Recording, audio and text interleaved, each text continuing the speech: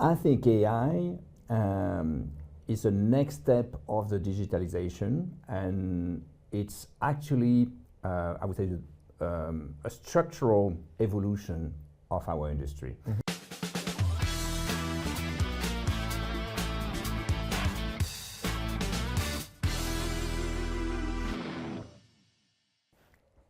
Today, I have the pleasure to welcome in the studio Loic Le Foll, who is CEO of La Mondiale Europartner. Welcome. Thank you, Jérôme, for having me. It's a pleasure, and I would like to thank you for bringing very good news. You had a good year 2025, but I'm glad to know that the first quarter 2026 was also very good. So thank you for keeping Luxembourg's economy strong. First question, how can personalization and digitalization be combined in wealth management? Well, I think, first of all, it might seem a bit strange, but they are very complementary. Mm-hmm. Digitalization and personalization. Mm-hmm. Very often we oppose each other. When you look at digitalization helps us, help our industry to gain in efficiency. So we automate, some processes. I think I was looking, at a Deloitte survey recently. It's about 40% of the wealth management task can be automated. Mm-hmm. But then why is it linked, to personalization? It's because, the time that you save, that you gain in digitalization, well, you're going to spend that time in, let's say, spending more time with the client. Client care, yes. Yes. So that's why the two of them actually are very tightly linked, mm-hmm. because the more digitalization you do, the more time you can spend with your client, and then the more personalized, service you can give to your client. Yeah, and we are now in 2026. We need to remember you operate in the life insurance business. Correct. Only a few years ago, just signing a contract was 80 pages, a lot of signatures. And now, of course, I guess you have your workflows. If I tick the one box, 10 pages disappear. So you already gain a lot of efficiency in terms of onboarding. Absolutely. Just maybe an anecdote, but you're right. It was about, 80 pages.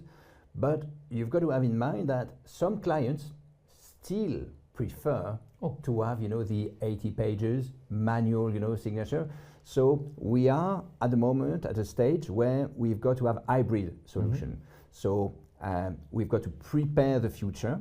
And now I would say we are about, our clients are about half and half. So we've got half of the clients that are really willing to go to a more digitalized solution with AI, everything. Some workflows. Yes, but you've got other clients who actually still prefer the good old, paper, yes, with a pen, and we've got to accommodate. As long as you can propose both, you're perfectly fine. So, of course, the elephant in the room of Luxembourg right now is AI. Yes. I just come back from NVIDIA GTC in California, where I think the magnitude of AI is not properly understood, I believe, in Europe. So, in your industry, we read a lot of things. What role do you think AI can play in wealth advisory?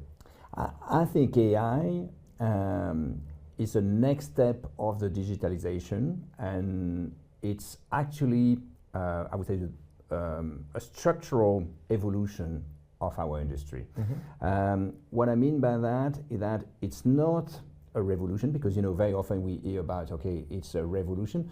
For me, I see that as an evolution, and it is fully part today of the wealth management, insurance, I would say, industry. Why? Well, as I just said, before, it's because the digitalization and the artificial intelligence is helping the industry to actually automate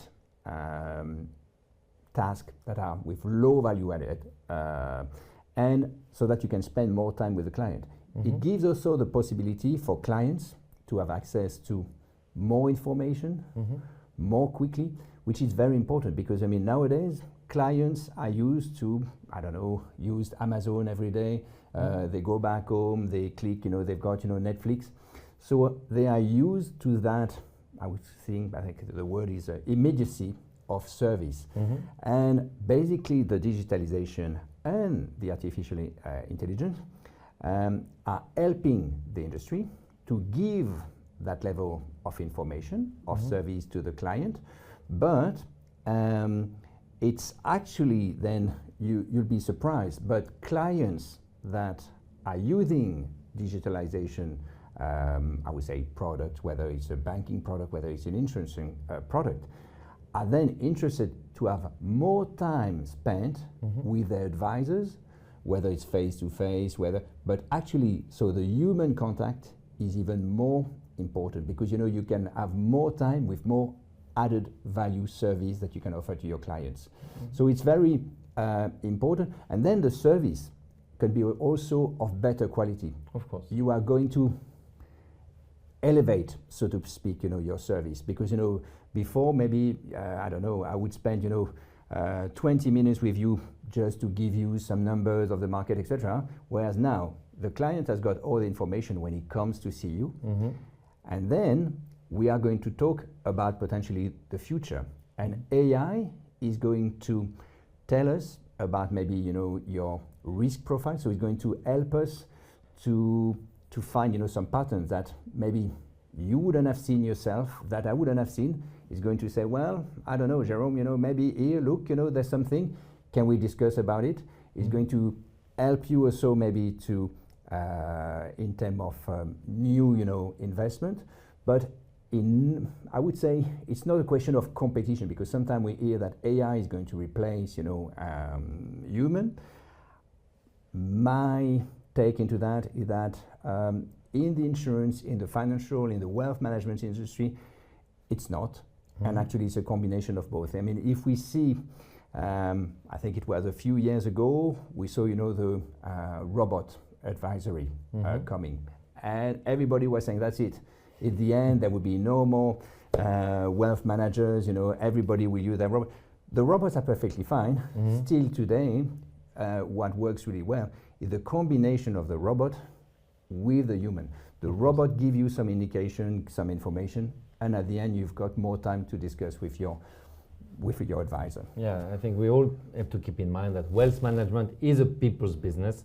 We know that people want to talk to a trusted advisor. It takes years to build, sometimes across generations, and of course it's difficult to trust just an algorithm. Just one word about AI, because we always use the word AI as a generic word, but it means so many things. It was, of course, 4 years ago, OpenAI allowing us to answer automatically or formulate emails. That was very primitive. Then we got Perplexity, who was able to go, and in your industry it's very useful, through thousands of pages and come up with a wrap-up of 1, 2, or 10 pages. And now we got agentic AI. So AI is just one word, but it means a lot of things. And I do believe indeed that your industry has a lot to benefit from, because you have a lot of data that people need to go through. So the main question, you have responsibility in Luxembourg and in France. So at AG2R La Mondiale, how are you adapting to those new expectations from clients, new technologies, and new market conditions?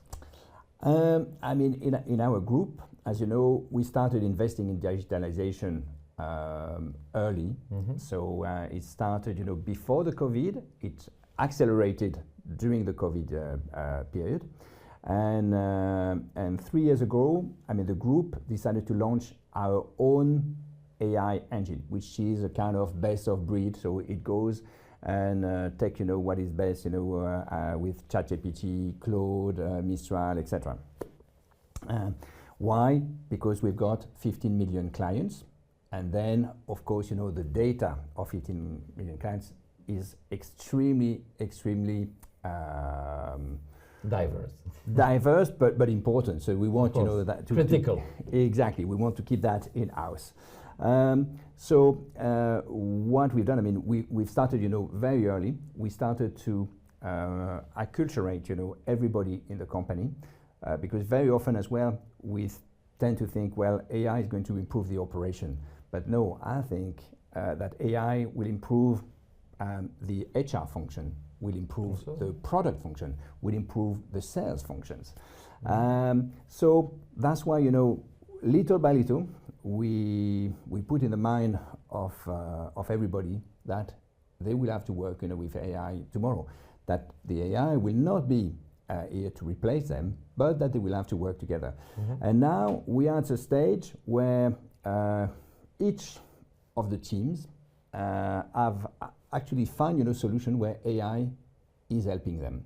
And 2026 will be an important year because we are accelerating with the deployment of AI. So it will be very important, and it will be critical because, as you mentioned, in your introduction, we are growing very, very fast, and AI is actually key. So it's a nice problem, but it's still a problem because AI, we rely on AI to actually absorb a part of that growth and to help us to grow in the market that we've got, but also to grow in new market. So with AI, for example, we've been able to launch new market much faster than before because I don't know, you take a product, you want to have it translated into a new language. Before it was taking weeks, if not months. Well, now it's a matter of seconds. Yes. You want to make a video, maybe you've got it in French, you want to have it in Portuguese or in English, that's it as well, it's a matter of seconds. So it's very, very important. As I said, we're investing a lot, and but still having in mind that AI, for us anyway, will never replace the human. So we've got this human value within our DNA in our group, and it's something very important that the future will be a mix of AI, of technology to improve the efficiency, but we strongly believe that the human will still be here, as you mentioned earlier, for the trust, for the empathy, which is very important, in our business. Yes, so if I wrap up, what I understood is, first, of course, culture is very important. Yes. A culture of course, the team. Any company is basically as good as its team, and also of innovation. And at the same time, leadership seems to be very important. We know in the press, we read articles where people, especially in Luxembourg, are scared. I have investment fund in mind, where you're like, oh my God, this could be replaced by engines. And so basically leadership is helping the whole group invest and innovate in a way that will secure a bright future. Absolutely. So I wish you continued growth, and thank you for bringing the good news. I like to hear that in Q1 2026 you sustained further a very strong growth. Thank you very much. Thank you, Jérôme.